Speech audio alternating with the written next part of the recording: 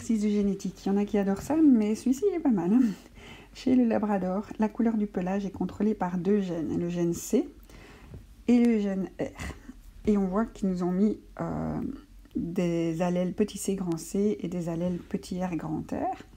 Donc on va regarder leur signification. Donc pour le gène C, le grand C, le gène C code pour le pigment du pelage. Il existe deux allèles, l'allèle noir pour le dominant, donc le grand C c'est la majuscule, va donner la couleur noire, et l'allèle chocolat pour le récessif, donc le petit c sera la couleur chocolat. Et pour le gène R, le dominant c'est deux allèles, donc ça détermine si le pigment se dépose dans le poil ou pas. L'allèle poil coloré est dominant, donc ça c'est coloré, et l'allèle poil non coloré est récessif, c'est le petit r. Alors, on dit que le papa, il est de phénotype chocolat, ça veut dire qu'il est coloré, et sa maman, elle est noire, et donc ça veut dire qu'elle est colorée. Et l'enfant, le labrador, il est beige. Donc s'il est beige, il n'est pas coloré. Beige, donc il est non coloré. Donc il n'a pas eu le pigment ni chocolat ni noir. Ok. Alors, le papa, qui est chocolat, comme chocolat est récessif, il est obligé d'avoir les gènes homozygotes récessifs, sinon on ne le verrait pas. Coloré, ça peut être un grand R avec je ne sais pas quoi. Comme c'est dominant, on ne sait pas si c'est homozygote ou hétérozygote. Pareil pour le noir, c'est un grand C avec on ne sait pas quoi, comme c'est dominant, on ne sait pas s'il est homozygote ou hétérozygote. Et coloré, pareil, grand R avec je ne sais pas quoi. Pour le labrador qu'on a, qui est né, s'il est beige, il est non coloré, donc il est obligé d'être petit r. Sinon, il serait coloré de noir ou de chocolat. Donc, on va déjà supprimer les labradors qui n'ont pas le génotype pour l'absence de couleur. Après, on va se dire si le papa présente une couleur récessive, il va toujours donner à son enfant un petit c. D'accord ? La maman, on ne sait pas ce qu'elle donne. Elle va donner soit le grand C, soit un petit c, on ne sait pas. Donc il a au moins un petit c, c'est sûr. Donc il ne peut pas avoir les deux grands C. Voilà. Donc sachant que le labrador était non coloré et qu'il avait un papa chocolat, on n'a que la possibilité B. Alors, une deuxième question de génétique. À la question 11, quelle est la probabilité pour un couple d'avoir un enfant hémophile si le père est hémophile et la mère est saine et non porteuse de l'allèle muté? Donc, c'est pas vraiment dit ici, mais l'hémophilie, c'est un gène lié à X, c'est connu, c'est peut-être à savoir. Donc, c'est lié à X et c'est récessif. Ça va? Donc, on va avoir des allèles X hémophilie, on va avoir des allèles X sains, et on va avoir des allèles Y qui ne sont pas vraiment un allèle, mais on va avoir une absence d'allèle si on a le chromosome Y. Voilà, alors ce qu'on vous dit, c'est qu'un père est hémophile, donc un père, il va être XY. S'il est hémophile, son X est porteur du H, et la mère est saine et non porteuse, donc elle est X grand S, X grand S. Et donc, on va avoir comme enfant, soit des filles qui seront porteuses, et en fait, pas la peine de faire deux lignes, comme c'est deux identiques chez la maman, et on va avoir des garçons qui seront sains. Voilà, alors, quelle est la probabilité que l'enfant soit hémophile? On voit que la question a été neutralisée, donc il n'y a peut-être pas de bonne réponse. La probabilité d'avoir un enfant, si c'est ceci, donc c'est 0% chez les garçons, c'est 0% chez tous les enfants, c'est 0% si c'est une fille, zoom, et c'est 0% quel que soit le sexe de l'enfant. Voilà, donc je crois que la meilleure réponse était la A, mais la B n'est pas aussi fausse que ça. Donc c'est pour ça qu'ils l'ont neutralisée. La A et la B étaient un petit peu toutes les deux vraies. Voilà, alors de l'évolution. La raison pour laquelle la forme générale des cétacés, donc les grosses baleines, zoo, ressemble à celle des poissons. Alors, Est-ce que c'est une conséquence du hasard, de la sélection naturelle, de la proximité évolutive et d'un flux génétique interespèces?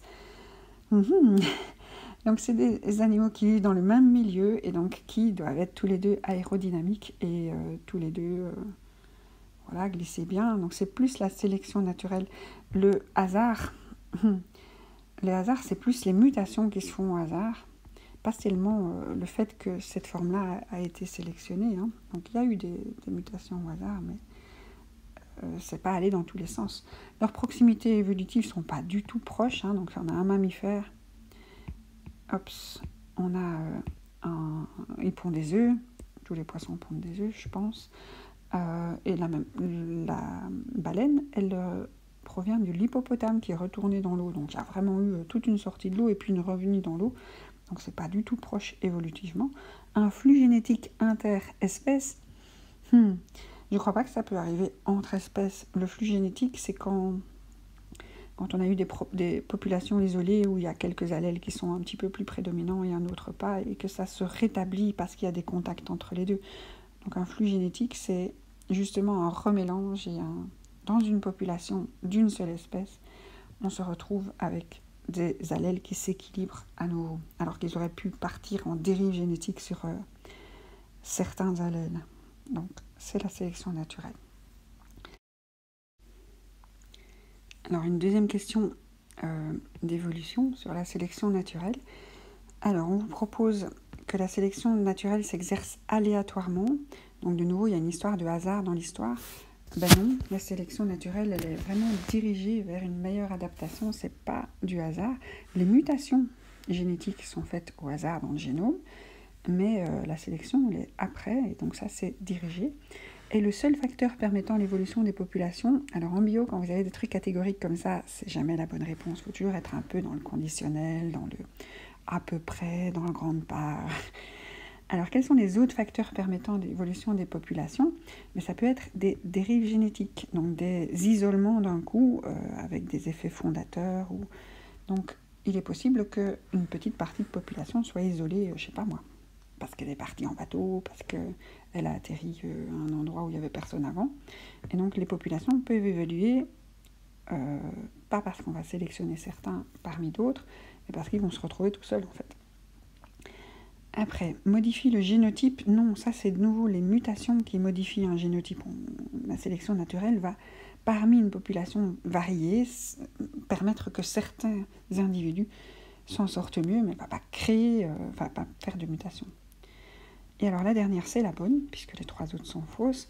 Elle conduit à l'adaptation des populations. Donc c'est quoi une population? C'est un ensemble d'individus d'une même espèce qui forment une population. Par exemple, plein de girafes.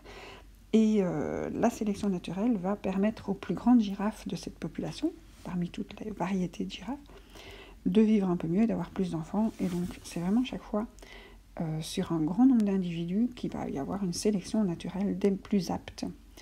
Et donc, on va vraiment avoir une adaptation progressive, génération après génération, d'une population d'espèces, d'une espèce.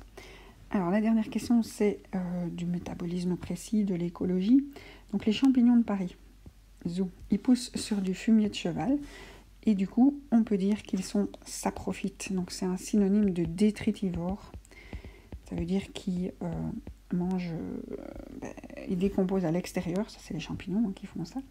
Et ils ont donc leur nourriture digérée en extérieur. Autotrophes et producteurs, c'est réservé aux végétaux, ceux qui font la photosynthèse. Alors, il y a des bactéries aussi qui font la photosynthèse, mais en tout cas, ceux qui sont capables de faire la photosynthèse sont des producteurs des autotrophes. Et les parasites, c'est réservé à différents organismes qui vont gêner leur hôte. Donc ici, ils poussent sur du fumier, ça ne va pas gêner le cheval, donc ils gênent. Ils vont utiliser aux dépens de l'hôte. Et ici, c'est pas le cas. Donc, c'était saprophyte. Alors, il me reste à faire ma petite pub. Donc, si vous voulez soutenir mon travail et vous trouvez que ça vous aide, vous pouvez rejoindre le groupe VIP Chimie Média. Je demande 5 € à chaque personne qui rejoint ce groupe. Qu'est-ce que vous obtenez en retour? Mes remerciements et puis l'accès aux documents des vidéos. Donc, par exemple, pour cet examen, vous aurez accès aux questions dans le bon ordre, sans les réponses, pour vous entraîner et avancer selon les thèmes. Vous avez aussi accès à un groupe Messenger où j'essaye de poster à peu près tous les jours. En tout cas, quand on me pose des questions, la question, une petite description de cette question et la réponse. Donc la description, la question permet de faire une recherche dans la conversation sur plusieurs questions du même thème. Ou alors vous suivez l'entraînement comme ça chaque jour. Merci à vous et bon courage pour la préparation.